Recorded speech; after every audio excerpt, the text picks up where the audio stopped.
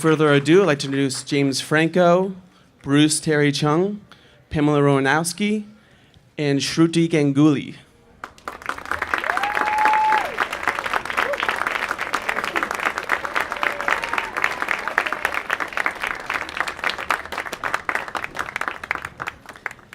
Hey guys, congratulations on the film. Thank you so much for joining us.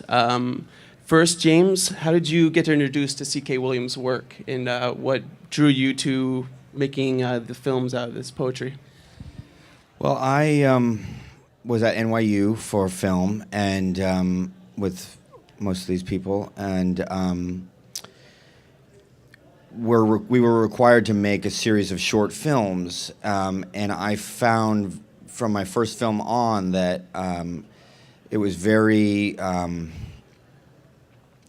I got very inspired by by adapting poems into these short films. The size really worked, but more than that, working with a poem as a source broke up my preconceived ideas about how a film should be shaped, what should be the main focus of a film, and there are certain things that are so ingrained in film school teaching and students' ideas about how a film should be shaped, like a 3-act structure and a rising action, and the conflict should be established by this point and then resolved by this point, that I really loved, working on something that broke me out of that. And I found oh yeah, you realize a lot of that idea of what works is really based on, what has sold in the past, and the way that we have been showing movies for the last 100 years, mainly in theaters. But now, not only are the way that we show movies and shows and videos, changing so much, that I didn't need to, with these kinds of films, I didn't need to worry about the commercial side of things as much, that I wasn't doing these kinds of projects to make a ton of money. I was doing it really for the art. So I really liked the way that a poem as a source got me to think about tone in a new way, about imagery in a new way, and rhythm, and usually when a movie is an adaptation of something, usually it's working from a short story or a novel or a nonfiction article, and those are all things that usually are very strong on kind of narrative structure, maybe character. Poems, their strengths are rhythm, tone, the way that they're lineated, the way that they sound, the imagery evoked, and the poems that I chose were narrative poems. They did have stories in them. They did have characters in them. They weren't completely abstract, but what was primary was something other than narrative, and so once I graduated, I went back the next year to teach. And this was the first class that I taught. And I wanted the students to have that similar experience. I wanted to, bring them poems to work from so that we could, as a class, kind of break out of these preconceived ideas of structure. Not only that, I really liked using this book in particular for a whole class with 12 different directors, because it was a single book with many poems in it, but they all seemed to revolve around a central character, a central poet figure that seemed somewhat based on C.K. himself. And so that allowed me to give, each student could pick his or her own poem to work on and adapt, but they would also be thinking about how that individuated piece would work in connection with the rest, and how their piece would add to the whole and contribute to the whole.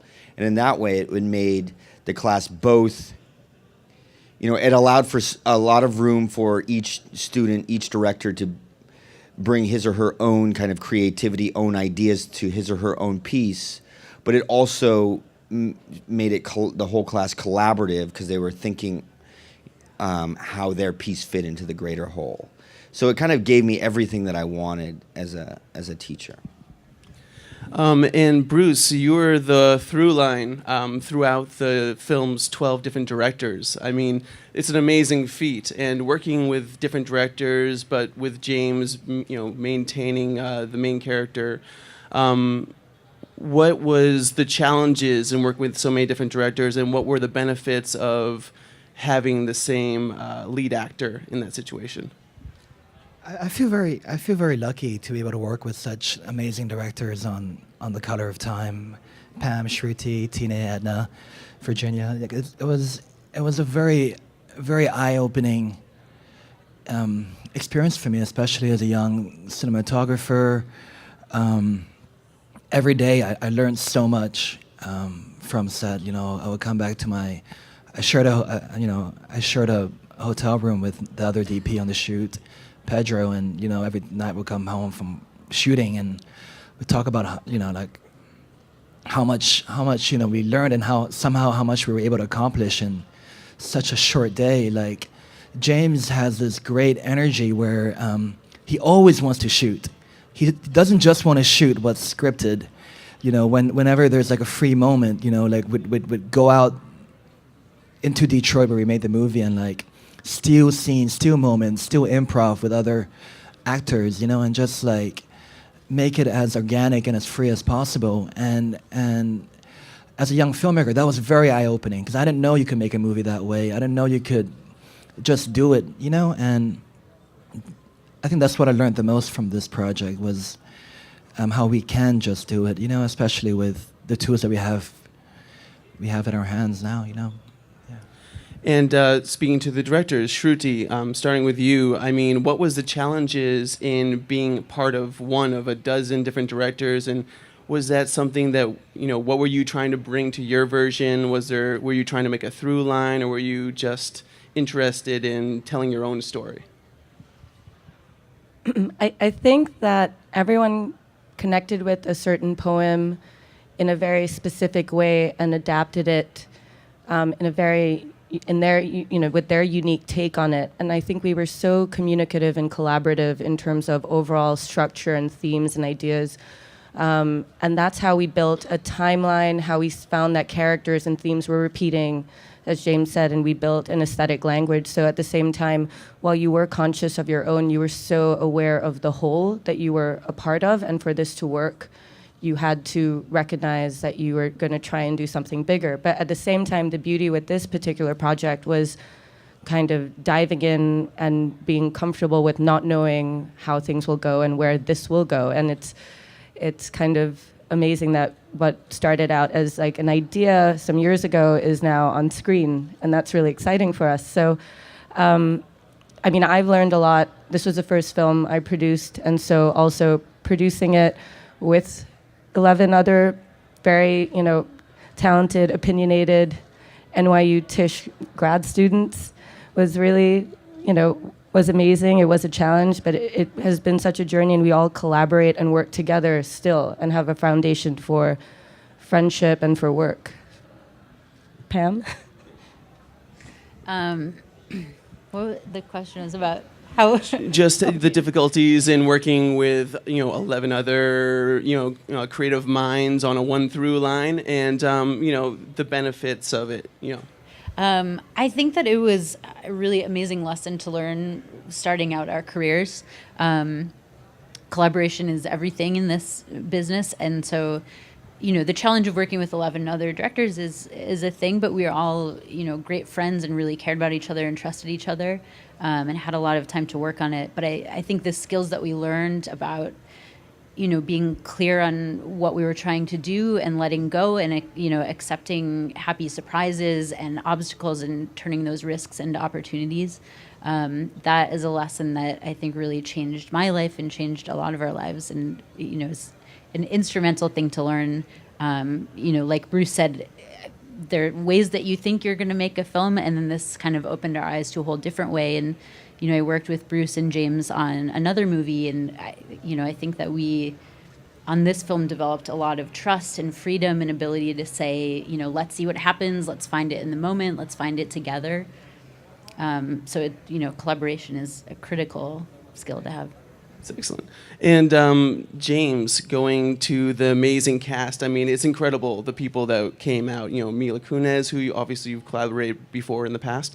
Bruce Campbell makes an amazing little turn in there, and then Zach Braff. I mean, how did you go about the casting process for this, and how did you guys sort of work to, get these people interested and involved? Were they excited about the experience? And Jessica Chastain and Henry Hopper is in it, and I'm in it. And yeah, this was my first class as a film teacher. And since this class, I've taught many more like it, and this was kind of the paradigm for everything I've done after. And so now I'm in the middle of my 5th year as a teacher, and I've found that it has to be the right kind of actor, and I have a pretty good sense of who to ask now. Like people, some actors just are too busy, or they just don't have any interest in working with people that have less experience than them. They're, I don't know what it is. They're afraid, or feel like they, give back in other ways and just don't have time to give back in this way, or whatever it might be. But there are some actors that are very generous and are excited to work with younger filmmakers. And Mila and Zach certainly, and Jessica were certainly of that ilk. And Zach, had been to film school, and so he knew exactly what these student directors were going through, and I think was really impressed by the ambition behind this project, and that it wasn't just a bunch of student filmmakers each kind of making their own thing, and we kind of put it together as a showcase. That actually we were trying to construct a feature film, and then he told me after he did it that he was so happy that he did it, that it took him back to that pure time when filmmaking was new, when he was doing it with wide eyes, really doing it for the love and for the art of it. And that's what a lot of these actors have told me, that it reminded them about, of why they got into acting or making films, and that there is, still purity in what we do, and not that, big commercial films can't be artistic, but there are certainly a lot of other commercial considerations and marketing considerations that come in, and that need to be navigated once you leave, the pure space of film school, and so they were all really happy to do it, and they had a, really great time on the movie. Speaking of Mila Kunis and your collaborators, I think we have a clip that we can show now of you working with Mila.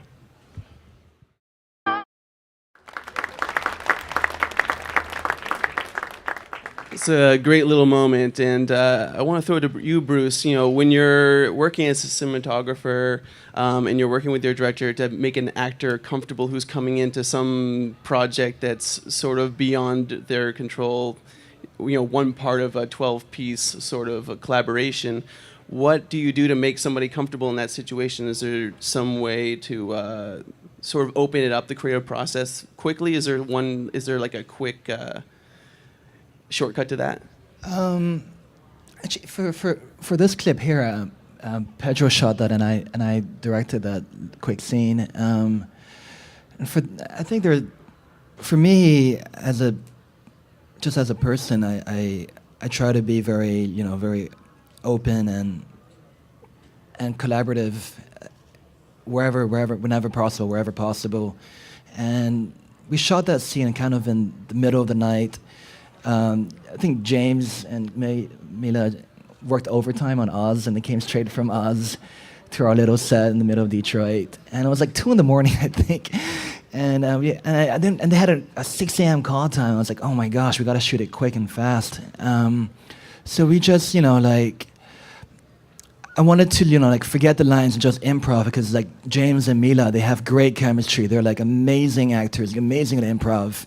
And like, don't fight that. Just like give them the space to really discover magic. So, I just try to be invisible with the technical stuff like lights and cameras, be as invisible as possible, and just maybe give the actors like a starting point for a scene and an end point for a scene, and let them get there however it feels natural and best, But yeah.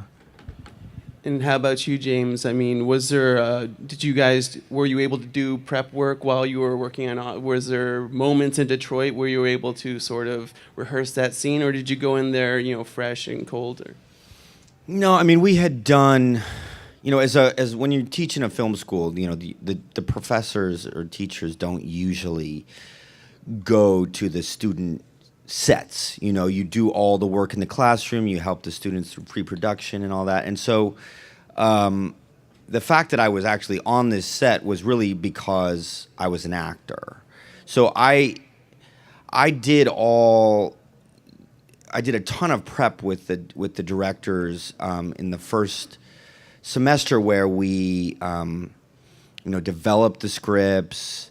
I have this thing that I do with all my classes, where once they have the second or third draft of a script, I have them go out and shoot the entire thing for, they should spend no money on it. They don't need their real actors. They don't use real locations, but they go and approximate all their shots, and they say all the lines and cut it together, and to really see it up on the screen, so that we don't have to argue back and forth in the script stage. We're making movies, so we should be dealing with moving images, not words on a page. And so I have all of them do that. So they all did that for this, and you develop the script more after that. You see the test, and that was working, or what did you find in your test? And and it's like those tests are great because they're low pressure situations where directors who haven't been on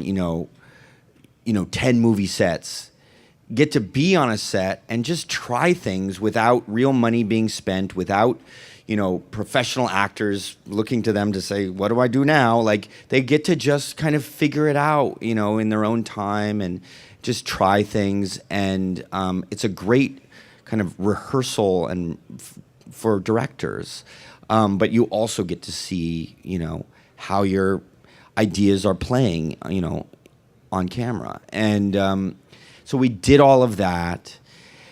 And then once I see that and I watch those tests with the directors, then I can say, this is what I think. I think this is working. What are you going for there? Oh, you were going for that. It's not quite reading. Did you think about this? And once we go through all that, I can kind of sign off and say, all right, go for it. I think you're in the right direction. So they did all the prep work in Detroit, and they found all the locations, and and Bruce and Pedro, the DPs, kind of worked out the way that they were going to light it and shoot it, and all of that. But as far as the actors coming in and working with different directors, it sounds kind of crazy or like a little schizophrenic or something, but it's actually not that different than working on a television show where you'll have multiple writers, you'll have multiple directors, but at the center, there'll be a concept, there'll be the characters that kind of continue, there'll be, storylines that continue. And so once, as a performer, I think once you have that down and everybody involved also understands that these are all connected and building off each other so that one section won't verge, completely away from the others, because then, who knows, maybe that section won't make it into the final one because it's like, well, how does this fit? You were going, all the way over there. We were all over here. So everybody knows to kind of stick to the spine of the thing. So I think it's once that's in place, that spine, that through line, stylistically and thematically and narratively, the actors can kind of go from piece to piece and feel like they're still making the same thing. Nice. And this question's for Shruti and Pamela. I mean, this is a student project, but you're also directing, a very high profile actor that happens to be your teacher. And what is were there a lot of nerves involved with that? What are the stresses of that? And I know you've both sort of gone on to work on really impressive projects right now. So if you could tell us a little bit about what you're working on now. Pam, why don't you go first? No, I don't think there were a lot of nerves. James is a really inspiring and great leader and set the tone for this, like I said, a lot of freedom and ability to experiment. As far as what we're working on next, I made a movie called The Adderall Diaries with James and with Bruce that we're finishing post on now.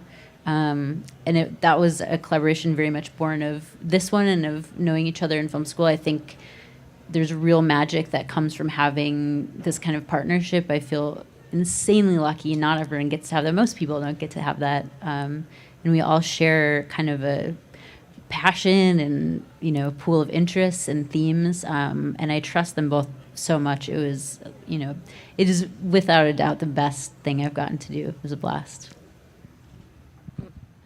So I went to NYU for my MFA at Tisch, and I also got my MBA at Stern. So I did 2 masters. And so what I love about this project, I was a producer on it, but I also got to direct. But since I've ended up producing a lot more, and my 4th feature is going to Sundance, so pretty excited about that. But what I love about this, it reminds me of how I need to be focusing on my writing and my directing more, and this has been a real reminder, especially with the film coming about.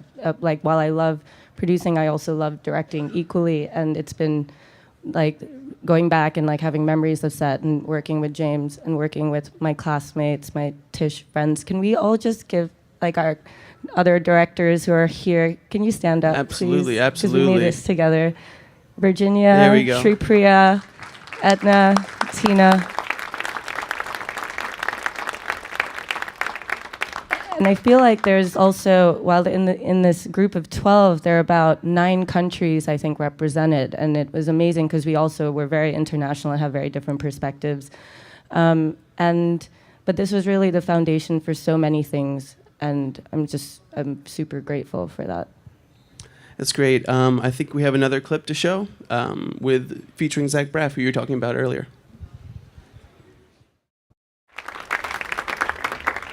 Okay, so now we have some time to throw it to you guys for some questions. I'm studying film studies back in the UK, and I act as well a lot.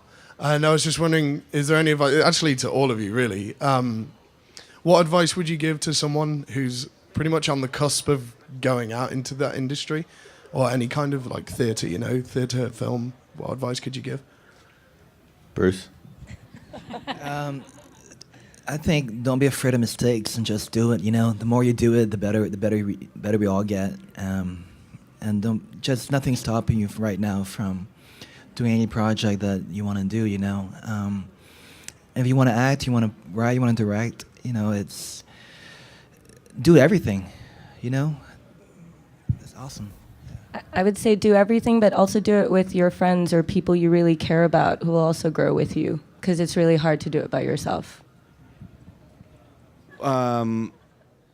What I try to impress on a lot of my students now is, the technology is so available nowadays, and you can make a movie on your phone. And there are so many more, channels and platforms for distribution nowadays that there really is no excuse not to go out and try things. And what I found in my own creative life, one of the most important ingredients is audience reaction. Before, I went to writing school or film school, I was writing all the time. I was an actor, but I was writing all the time and wanting to direct my own movies, but I wouldn't show anybody my work. And then one of the most important aspects of the MFA writing program was that I had to show my work to the other students. And it didn't, at that point, sometimes you get good feedback, sometimes the feedback was just lame, like, you don't even like the kind of stuff I'm doing, I don't even want to listen to you. But the fact that other people were going to read it made my relationship with my work so much different. I was so much more responsible about what I was doing, and I was no longer living in my own private kind of dream world about how good my stuff was or how other people were reading it. I was actually getting their reactions, and you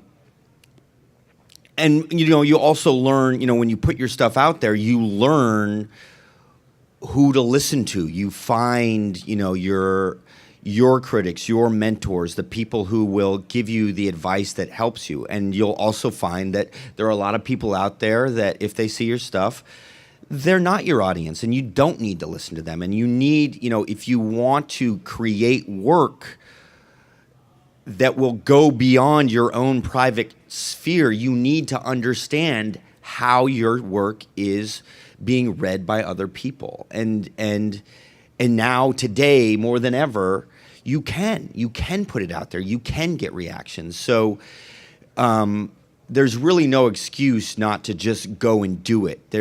Yes, you can go through the conventional routes and try and please the gatekeepers that are at the top of the industry. But while you're doing that, there's no excuse to not go out and be making stuff and doing stuff while you're, pounding on those doors.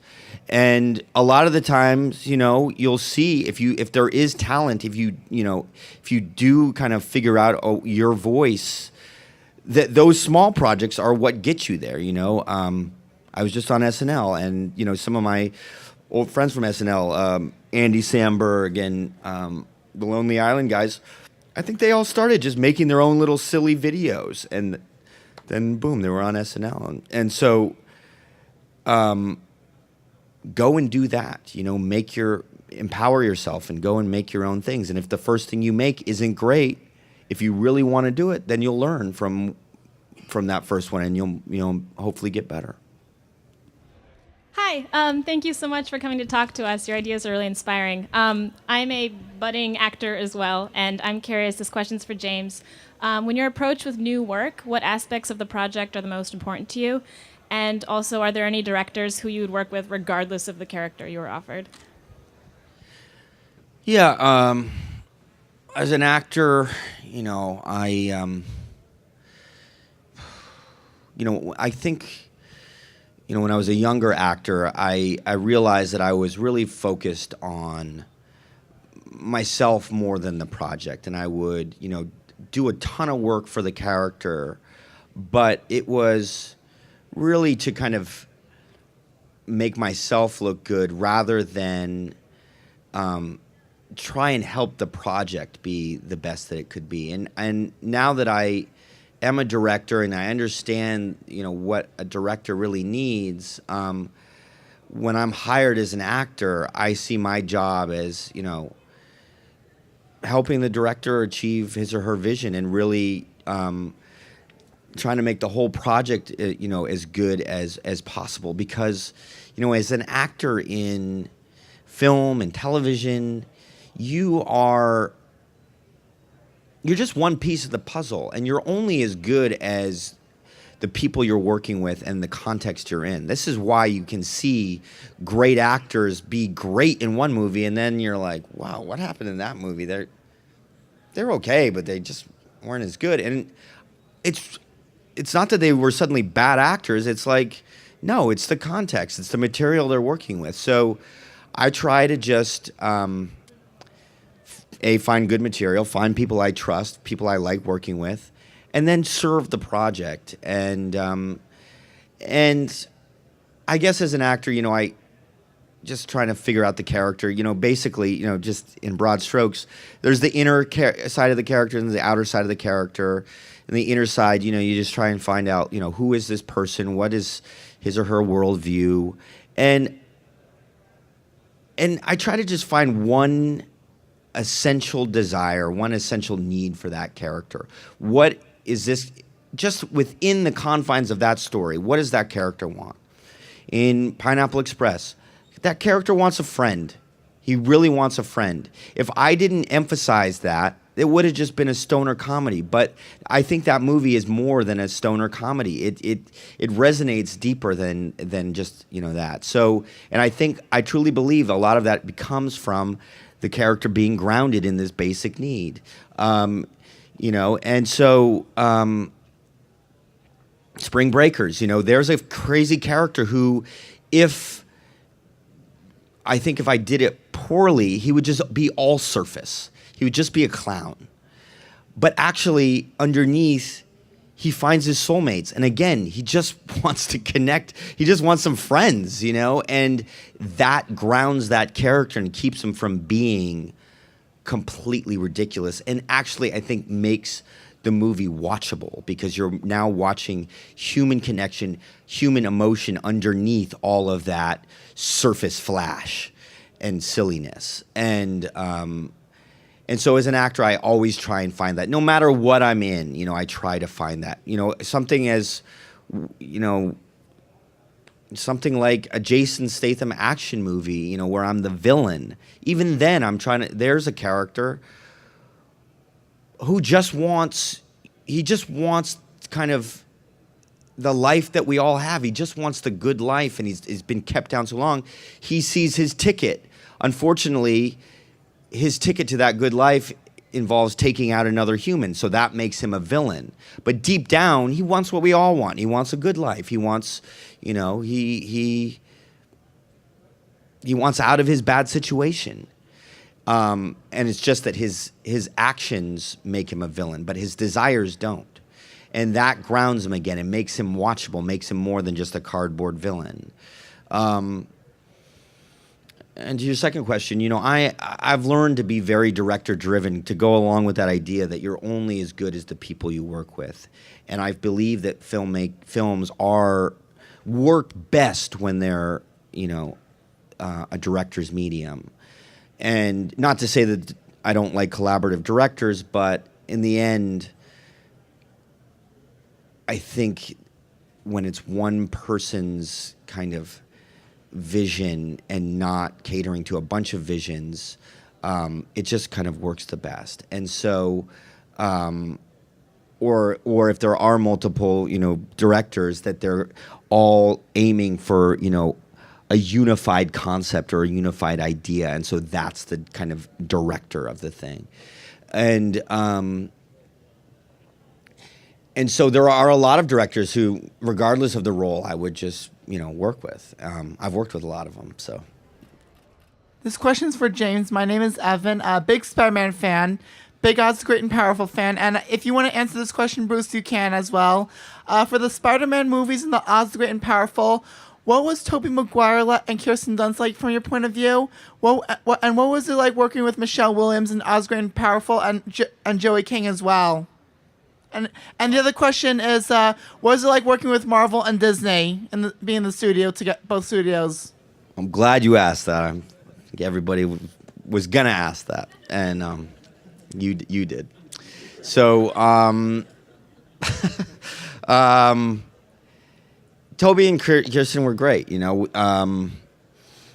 though, the Spider-Man movies were, I really believe that first Spider-Man trilogy and the early X-Men movies really set the template for, this new round of superhero movies. And you can see that they both, have origin stories built into the narratives that, you can find in a lot of these movies now. And the idea that you can use, that you can use good actors for these movies, and also that you can give these superhero stories real scenes and real drama. That was, I think, in some ways, kind of a fairly new idea that that the character arcs and the drama that they were going through was just as important as the action scenes. And I think that it forced people to kind of take the superhero movies a little more seriously. And on top of that, the effects nowadays have developed to the point where they really could capture the more fantastic powers of the Marvel characters, where before the effects weren't quite up to the needs of capturing those powers on screen. But Toby and Kirsten, they're still very good friends, and we kind of grew up together in the business, and I'm still pretty close with both of them. Oz the Great and Powerful was a great experience for me because I got to work with Sam Raimi again, but now as the lead character, and he's just such a great collaborator, and he works on these huge movies, but he really makes it a point to have everybody contribute ideas, from the actors to the designers to the effects people. I mean, everybody is in the conversations about how it's made, and because of that, he's a real pleasure to work with. And he also, people ask me like what I've learned from the different directors and what I take onto my sets when I direct, and it sounds like a small thing, but it's actually not. Sam Raimi is so fun to be around. If you go to his sets, he's telling jokes, and even though each day on that movie costs probably more than $1 million, he's still having fun, and that makes everybody happy to be on set.